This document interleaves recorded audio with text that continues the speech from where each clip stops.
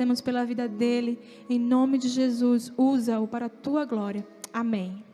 Amém. Glória a Deus.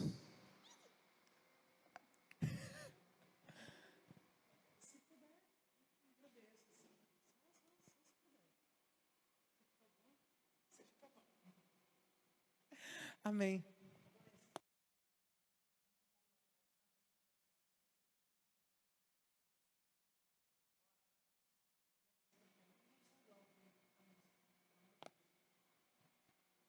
Aleluia. Glória a Deus. Queridos,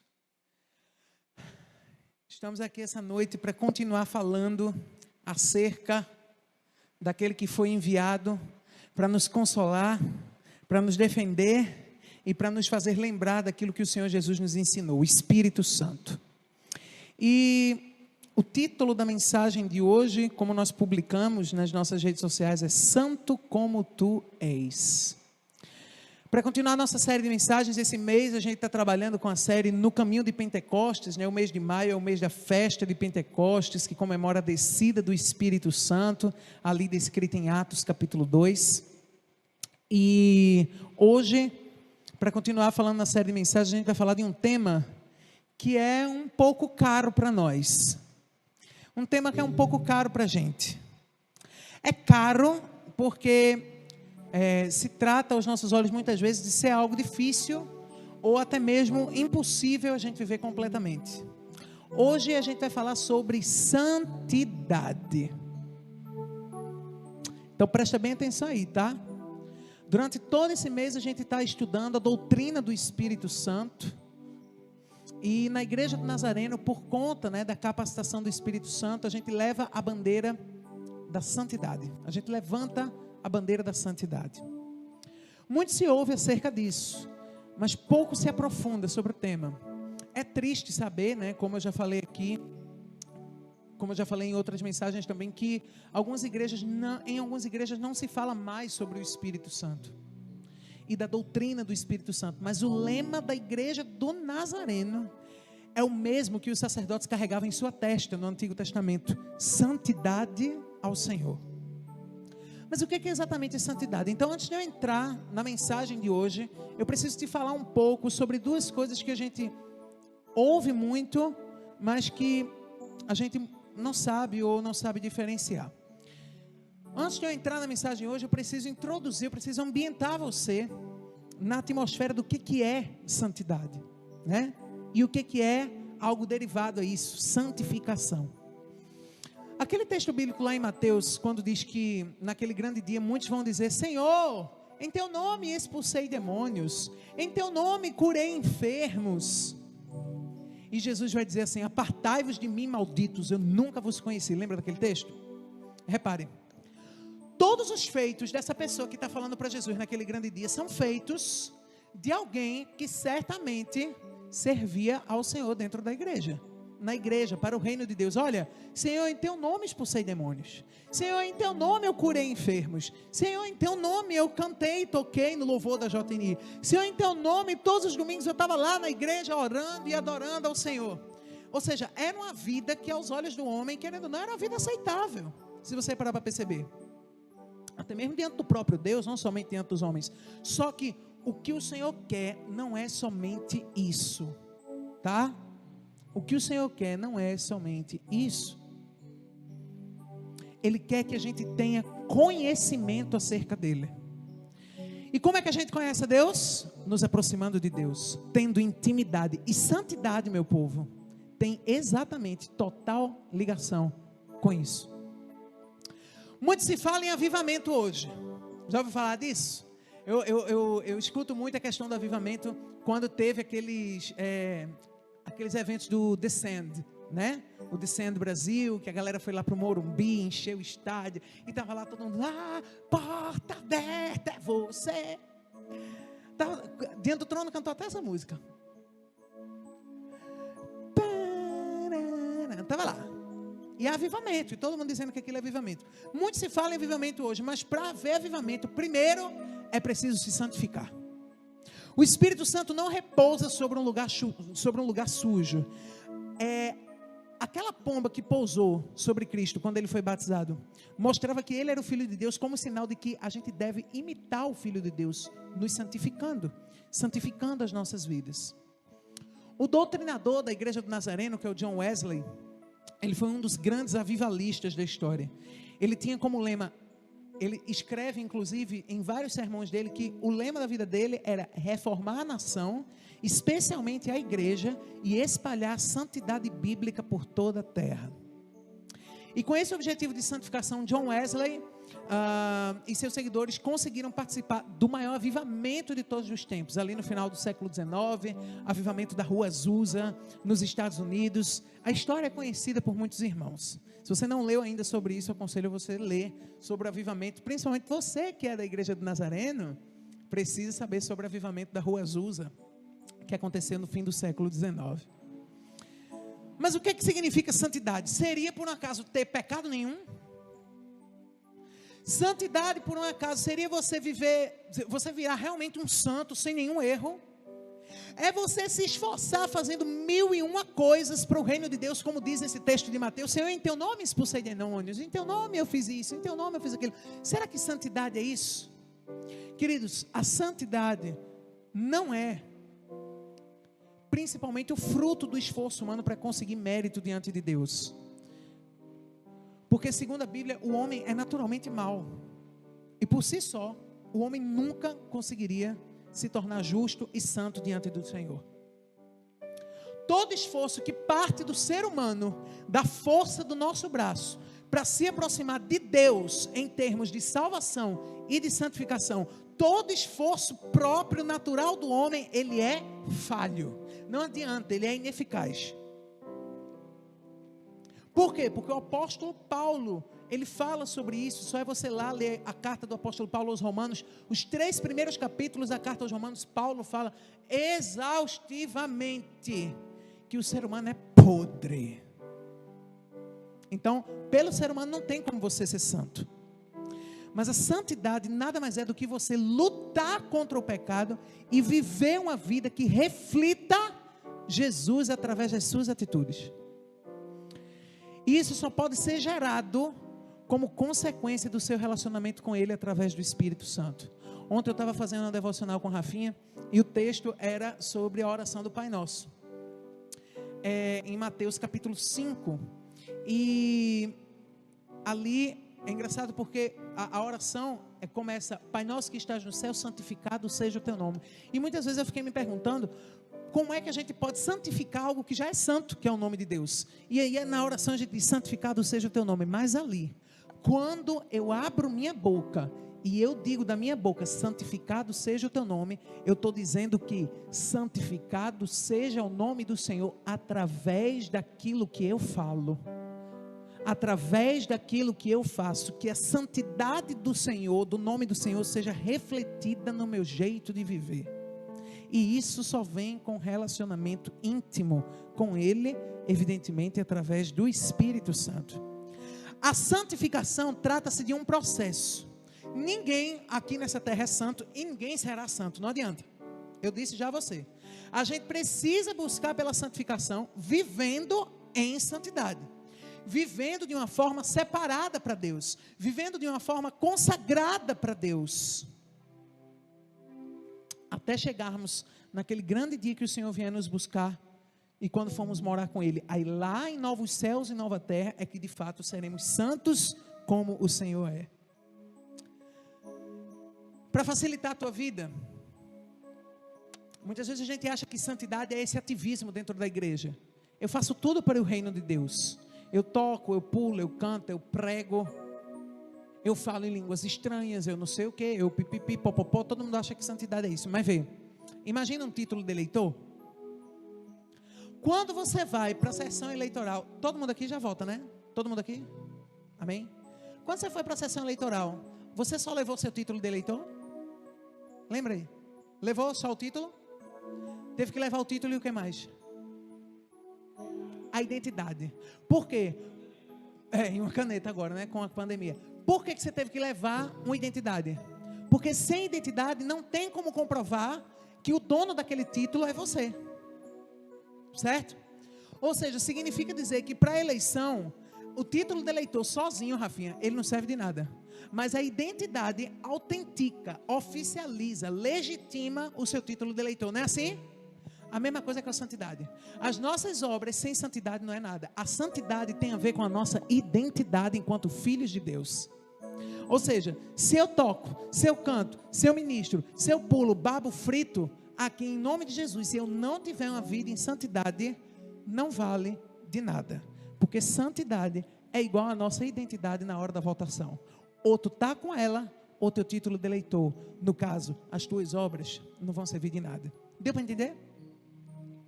Diante de Deus, precisamos reconhecer nossa condição de pecadores e necessitados de Deus. Só que quando Deus olha para nós, por causa do sacrifício de Cristo, que pagou todas as nossas dívidas, Ele olha como diz lá em Colossenses capítulo 2, que Cristo pregou a nossa escrita de dívida na cruz.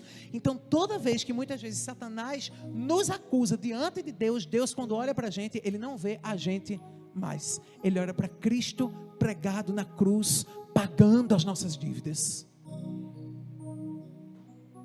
Ele já nos olha como santos. É como alguém, eu sempre dou esse exemplo aos meninos, né? Quando Cristo morreu por nós e quando você acredita no sacrifício de Cristo e passa a viver de acordo com isso, Deus antes olhava para você embaçado. Eu não estou conseguindo enxergar mais nada aqui. Mas quando Ele bota o óculos, que é Jesus, Ele consegue ver tudo limpo. Isso só aumenta mais ainda a nossa responsabilidade de vivermos uma vida inteiramente para Deus, que reflita a Jesus para todos os homens. Por isso, antes da gente entrar nessa mensagem de hoje, eu precisava expor para vocês um pouco sobre o que é santidade e o que é santificação. Como nós da Igreja do Nazareno acreditamos na nossa doutrina. É a partir do próprio Espírito Santo de Deus, habitando em nós, que conseguimos resistir ao pecado e sermos cada dia mais santos diante de Deus. Mas existem outras características sobre a santidade que podemos retirar da palavra do Senhor, além dessas características mais conceituais que eu te dei. Eu quero que você abra sua Bíblia em Josué. Josué. Eu não sei se tem como aí, Pedro, dividir a tela e botar a Bíblia aí para o pessoal. Se não tiver, não tem problema não. O pessoal tem Bíblia em casa e tem Bíblia aqui também. Mas eu queria que você abrisse a sua Bíblia em Josué, capítulo 3.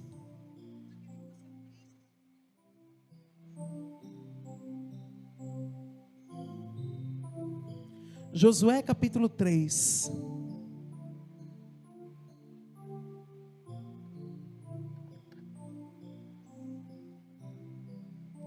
Quem achou diz amém. Só uma pessoa achou? Ave sangue de Cristo. Quem achou diz amém. Agora só Gisele achou. O teu celular parou. Josué capítulo 3. Diz assim a palavra do Senhor a partir do verso 1. Josué 3, a partir do verso 1. Diz assim, por isso... diz assim, de manhã bem cedo, Josué e todos os israelitas partiram de Sitim e foram para o Jordão, onde acamparam antes de atravessar o rio. 3 dias depois, os oficiais percorreram o acampamento e deram esta ordem ao povo: quando virem a arca da aliança do Senhor, o seu Deus, e os sacerdotes levitas carregando a arca, saiam das suas posições e sigam-na, mas mantenham a distância de cerca de 900 metros entre vocês e a arca, não se aproximem. Desse modo, saberão que caminho seguir, pois vocês nunca passarão por lá. Aí eu quero que você grave esse texto aqui no verso 5. Josué ordenou ao povo: santifiquem-se. Em outras versões, santificai-vos, pois amanhã o Senhor fará maravilhas entre vocês. Amém? Com esse texto, mais especificamente desse verso 5, eu vou repetir: Josué ordenou ao povo: santificai-vos, pois amanhã o Senhor fará maravilhas entre vocês. Na verdade, toda a mensagem é baseada nesse capítulo 5, nesse versículo 5, só nesse versículo.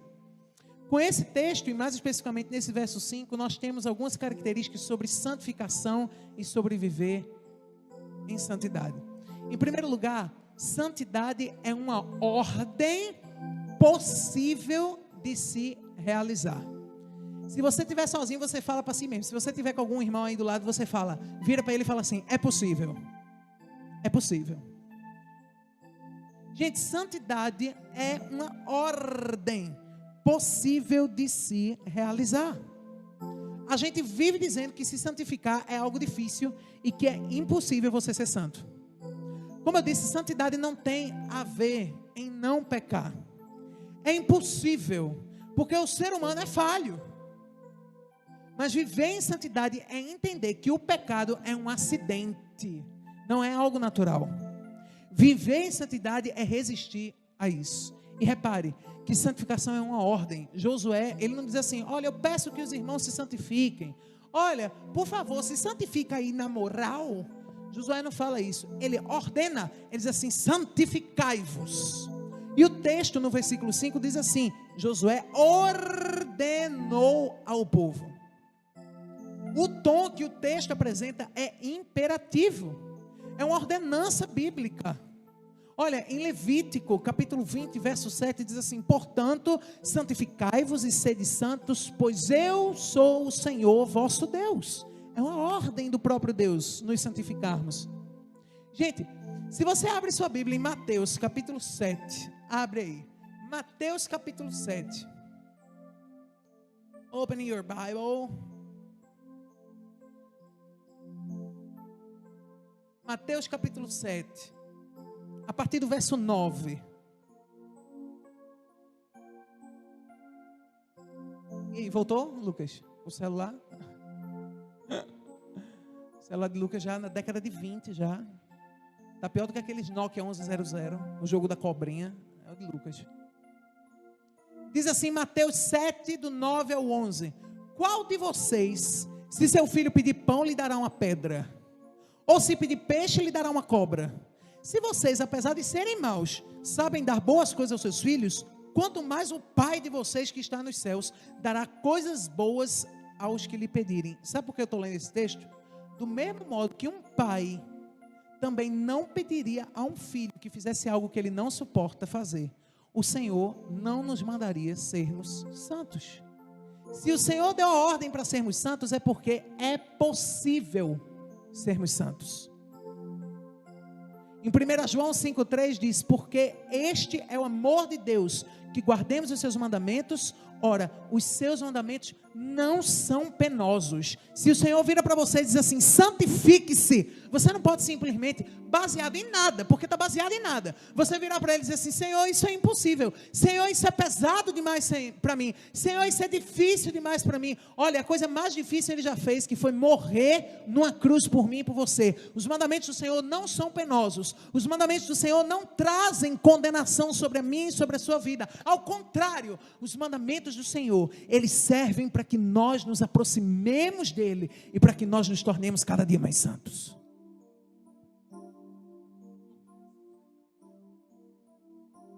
Então, viver em santidade não é impossível e nem é penoso, nem é pesado. É algo possível, é uma ordem e precisamos cumprir, não por obrigação, mas por gratidão a que o Senhor fez por nós.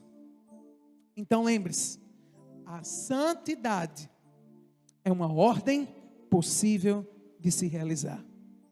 Em segundo lugar, santificação é algo urgente. Diga aí para você, urgente.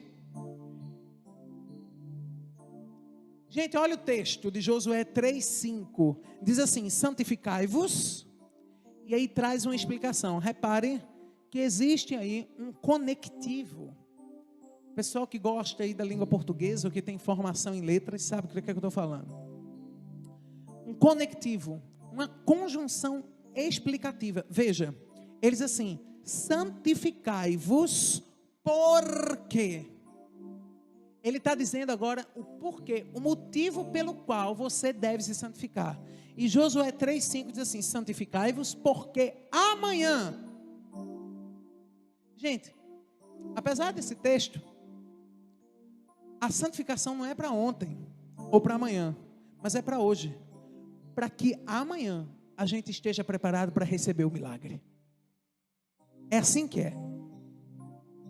Minha gente, já pensou se Daniel deixasse para viver uma vida de oração e uma vida de santidade a Deus, só depois de ter sido lançado na cova dos leões? Já imaginou isso? Já imaginou se Daniel tivesse aceitado viver uma vida de santidade somente depois daquele banquete que Nabucodonosor mostrou para ele, diz, olha aí, pode comer o que você quiser. O certo de Daniel fez, foi o quê? Não quero isso, vou continuar comendo meus legumes, minhas verdurinhas e tal, não sei o quê. Eu não quero esse banquete oferecido pelo rei, porque ele sabia que aquilo que era oferecido pelo rei, não era que fazia ele ficar em uma eternidade com Deus, não era o que ia fazer ele ficar mais próximo de Deus, ao contrário, aquele banquete iria afastá-lo do Senhor, e ele decidiu, por conta da vida de oração e de santidade que ele levava, ele disse, eu não quero esse banquete, eu rejeito esses manjares, eu rejeito esse banquete, e eu quero comer aquilo que o meu Deus me dá. Imagina só, se ele começasse a ter uma vida de oração, somente depois de ser lançado na cova dos leões, ele teria sido tragado, mas como ele tinha uma vida em santidade, ele orou, e mais uma vez a oração dele foi ouvida, para salvar ele daquela cova. Não podemos atrasar a nossa vida com Deus, para não sermos pegos de surpresa, minha gente, pelas covas da nossa vida. Se a sua vida de oração estiver atrasada, coloque ela em dia. Vá por mim. Se sua vida de oração e de busca do Senhor está atrasada, bote ela em dia em nome de Jesus. Porque se a gente quer colher milagre, a gente precisa semear santidade. Quer colher milagre? Semeie santidade. Quer colher milagre? Semeie busca de Deus. Quer colher vitória? Semeie busca pelo Espírito Santo. Quer colher porta aberta? Semeie intimidade com Deus. É lapada, Luiz. Mas é essa palavra que nos liberta. É essa verdade que nos liberta. E conhecereis a verdade vos libertará. Isso também tem a ver com a volta de Jesus, sabia? O que é que Cristo diz sobre a sua volta? Que todo mundo vai saber a volta dele? Amiga? Tu sabe a hora que Jesus vai voltar? Como é que Jesus diz que vai ser a volta dele? Cadê os crentes daqui? Que já leu o que Jesus falou? A volta dele vai ser como? A volta de Jesus vai ser assim, todo mundo está esperando ou vai ser algo inesperado? Paybuft. Vai ser que nem o que, meu filho? O ladrão. Por acaso você espera um ladrão assaltar a sua casa, você marca com ele, santo, tu vem, tu leva tudo e vai embora, na quarta-feira à noite, pode ser? Não é assim. A Bíblia diz que Cristo, quando voltar, vai ser como um ladrão, que ninguém espera. Cristo também nos conta da parábola das virgens, né? Precisamos estar preparados como noivas adornadas para a chegada do noivo. É por isso que em 1 Tessalonicenses 5:23 o apóstolo Paulo diz, e o mesmo Deus de paz vos santifique em tudo, e todo o vosso espírito e alma e corpo sejam plenamente conservados irrepreensíveis para a vinda de nosso Senhor Jesus Cristo. Deixa eu te dizer uma coisa, quando Jesus voltar e tu não estiver preparado, quando Jesus voltar e tu não estiver preparado, teu corpo, tua alma, teu espírito não estiver conservado de forma irrepreensível diante de Deus, Silas, conhece Silas? Se lascou. Tu vai pegar em bomba. E eu também. Então, como você nem eu sabemos quando será a volta de Cristo, não espere para se santificar amanhã. Santifique hoje, para que você possa receber os milagres. E o maior milagre de todos, que será a volta de Jesus, naquele grande dia, coisa linda, com as trombetas tocando e com os anjos trazendo ele. Amém? Em terceiro lugar, santificação é uma condicional para os milagres da nossa vida. O que é que o texto diz? Santificai-vos, porque amanhã o Senhor fará maravilhas em vosso meio. Meu irmão, minha irmã, preste atenção. O contexto em que Josué diz isso era um contexto de guerra. Era um contexto em que o povo de Deus não tinha forças suficientes para lutar contra os inimigos. Mas percebemos pelo texto que só existe uma condição para que o Senhor nos abençoe com milagres: é santificação. Interessante, veja, Isso aí é engraçado. Tem que rir para não chorar. Por que às vezes a gente pensa que Deus é empregado da gente, hein? A gente tem essa mania de achar que Deus é empregado da gente.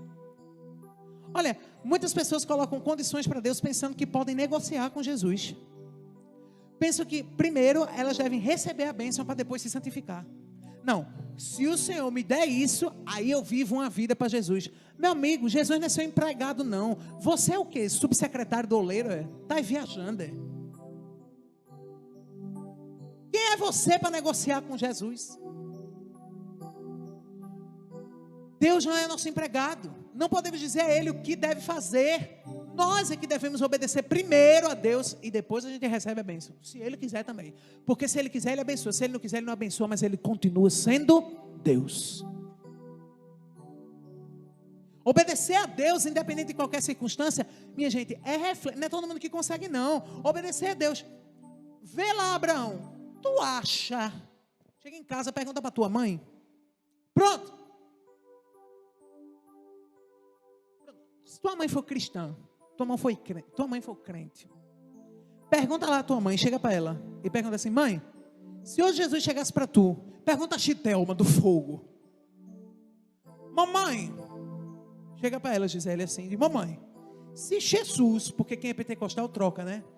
O J vira X. Se Jesus chegasse para ti hoje e dissesse assim: entrega Gisele em sacrifício a mim, tu faria? Eu queria saber. Eu queria saber o que é que nossa mãe faria. Eu queria saber o que o nosso pai faria. Vai lá em Abraão, na história de Abraão. A Bíblia não fala em nenhum momento que Abraão titubeou. Deus chegou para ele e disse assim: Abraão, sobe até o monte que eu vou te mostrar. Leva a lenha e leva o teu filho, e lá você vai matar ele em um holocausto para mim, em sacrifício para mim. Por um acaso Abraão, lá no texto bíblico, diz assim: ó, poxa Deus, eu esperei tanto tempo, Senhor, 25 anos, eu já velhinho, minha velha também já velhinha, a gente esperou tanto tempo para ter Isaac, e o Senhor quer... Não, ele simplesmente pegou o menino e levou o menino para matar o menino. Sabe como é o nome disso? Obediência. E obediência em qualquer circunstância não vem com uma vida distante de Deus. Você não vai obedecer a Deus em qualquer circunstância se você não viver uma vida separada e consagrada para Ele, de uma vida santa. Porque quando você é íntimo de Deus e leva uma vida em santidade ao Senhor, você entende que a vontade, os planos e os sonhos do Senhor são maiores que os seus. Preste atenção nisso aqui, que isso aqui é para você, viu? Sabe por que muitas vezes a gente não vê milagres nas nossas igrejas? Como tinha na igreja primitiva. Em Atos dos Apóstolos, Lucas escreve que na igreja primitiva acreditava-se que até a sombra dos discípulos curavam os enfermos. Vai lá ler o texto. Vai ler Atos. Está precisando ler Atos. Por que a nossa sombra não cura as pessoas? Por que quando a gente passa por um endemoniado, a gente tem medo? E aí?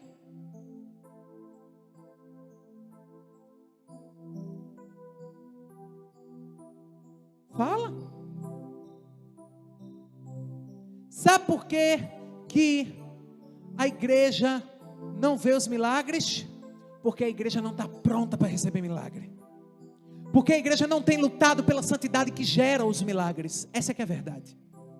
Porque a igreja acha que avivamento é juntar 100 mil pessoas no Morumbi e ficar pulando lá que nem doido, cantando que a porta aberta é você, a fechada é você, é tudo sobre você.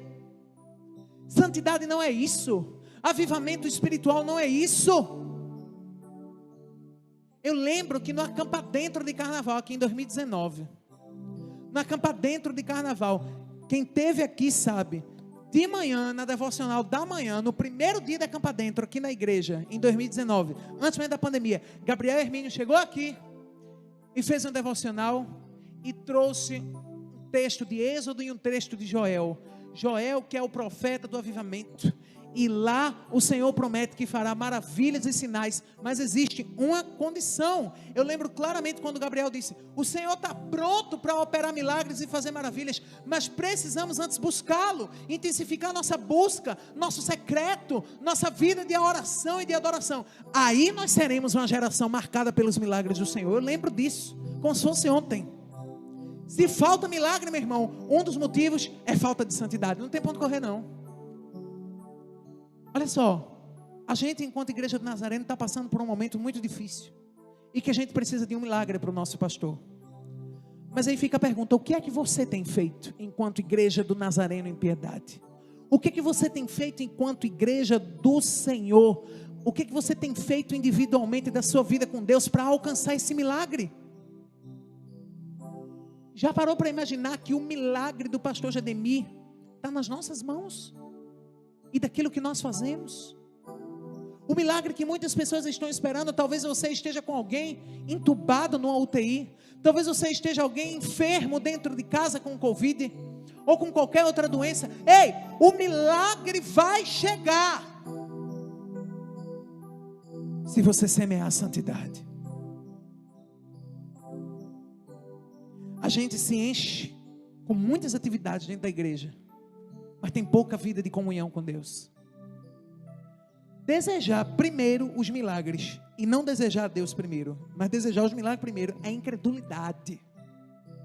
A Bíblia, ela não diz para a gente, para os que creem, seguirem os sinais, mas diz assim lá em Mateus 16, 17, estes sinais hão de acompanhar aqueles que creem, em meu nome expelirão demônios e falarão novas línguas. Ou seja, tudo isso, expelir demônio, falar em novas línguas, tudo isso é consequência de uma vida de santidade. Primeiro a fé, primeiro a busca, primeiro a intimidade, primeiro a santidade. Aí, como consequência, os milagres. A única coisa que podemos fazer para que Deus nos abençoe é santificar o nosso viver. Não importa condições para Deus. Santifique-se e os milagres serão consequência. Como eu te disse no início, santidade não é uma condição alcançada por força humana. A gente é naturalmente depravado. Mas se a gente está disposto a receber a ação santificadora do Espírito Santo, ao batismo com o Espírito Santo, e nós buscarmos isso certamente, esse tema da santidade, ele não será mais caro, mais penoso para a gente. Hebreus capítulo 12, verso 14 diz: segui a paz com todos e a santificação, sem a qual ninguém verá a Deus. Ninguém verá o Senhor. Sem santidade, ninguém verá ao Senhor. Olha, existem duas interpretações possíveis para esse texto. E eu vou dizer as duas porque eu acho as duas bem coerentes. Eu não devo viver em santidade somente porque eu quero ver a Deus. Eu não devo viver em santidade por conta do propósito final. Esse propósito final de ver a Deus será também um milagre. É consequência como eu levo minha vida aqui. E além disso, tem a segunda interpretação. Sem santidade, sem uma vida que reflita Jesus, não existe testemunho. E por isso ninguém vai ver a Deus. Ninguém vai ver a Cristo em você. A santidade não é algo aparente para mostrar aos outros, não, meu irmão. Mas é algo que deve ser vivido para o Senhor. As pessoas percebem alguém que é santo quando essa pessoa vive em paz com os outros e tem profundo e íntimo relacionamento com Deus.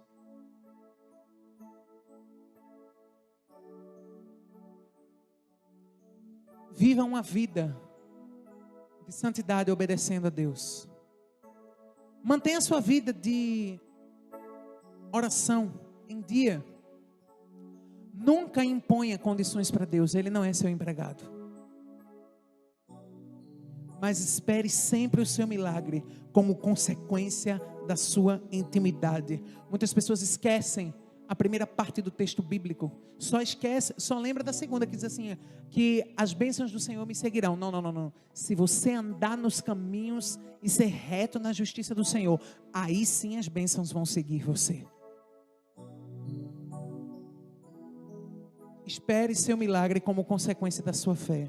Espere e anseie que as pessoas vejam a santidade de Cristo através da sua vida. Amém? Então seja santo como Ele é. Isso é possível de se realizar. E o Senhor espera isso de nós. E mais, o mundo espera ver Cristo em nós. Mas isso só será possível com a ação santificadora do Espírito Santo, quando você decide andar lado a lado com Ele, quando você decide que os seus passos serão conduzidos por Ele, quando você decide viver uma profunda e santa intimidade e descansar na direção do Senhor.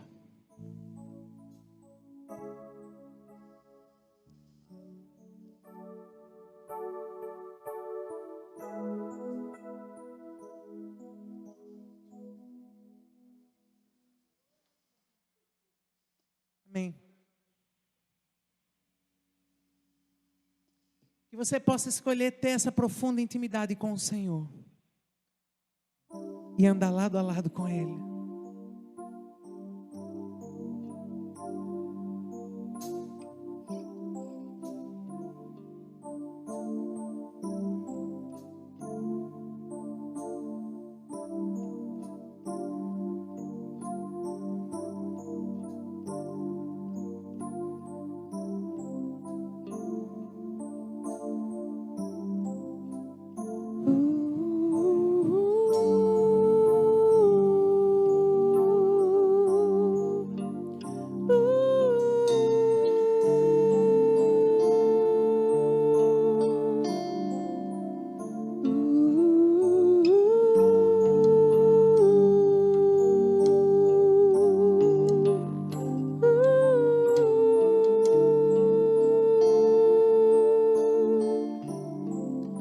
Espírito de vida,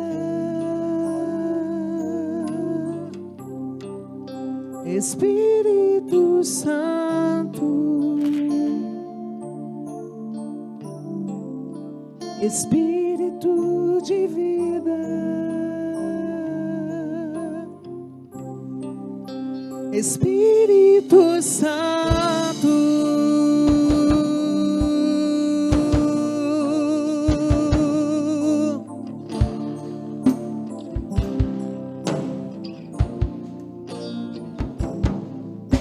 Eu quero ser movido pela tua mão, teu Espírito me guia com suave voz, ter meu coração pulsando no ritmo do teu querer, conduz os meus passos, cada momento.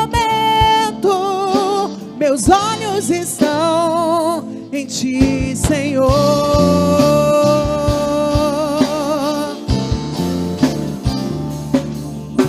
Eu quero ser movido pela tua mão, teu Espírito me guia com suave voz, ter meu coração pulsando no ritmo do teu querer, conduz os meus passos, cada momento, meus olhos estão em ti, Senhor.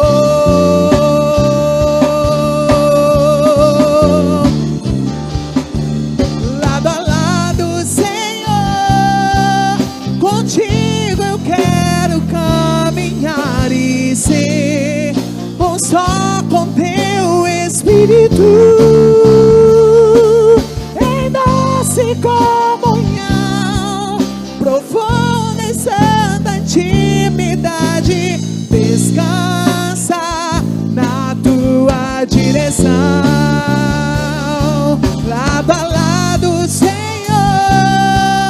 contigo eu quero caminhar e ser um só.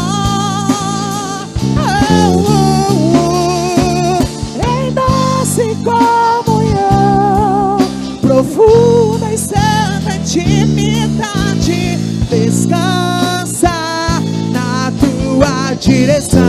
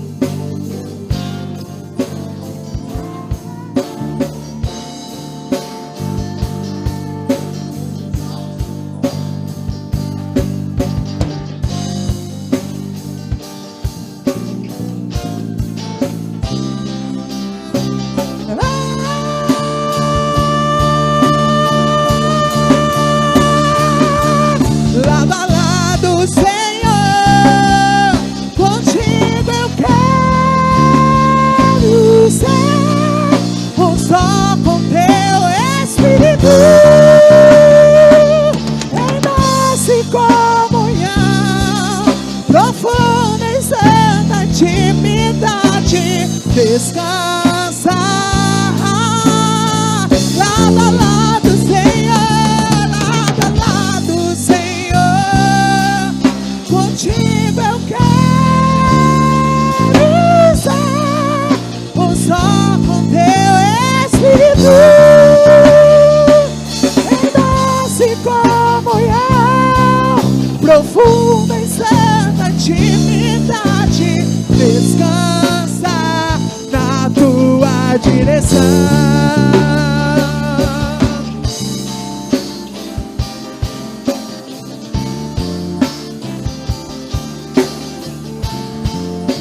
Espírito de vida,